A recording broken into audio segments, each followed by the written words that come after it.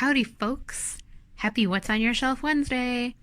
Here we are in Howie's office looking at this cabinet of cowboy toys.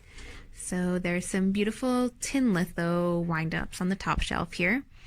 And then we get into the Roy Rogers collectibles. Here we get into everything from lunchboxes to yo-yos, cameras, stopwatches, alarm clocks, and of course the lovely Dale Evans. Some other Western toys sprinkled in here and there.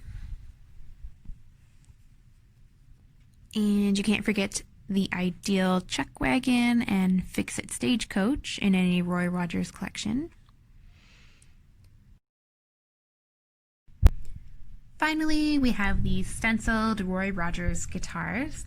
The brown one on the right here was manufactured by the Harmony Guitar Company, which was owned by Sears sometime between 1954 and 1958.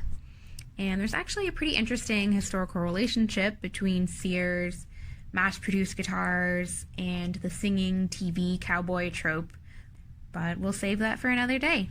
Thanks for watching.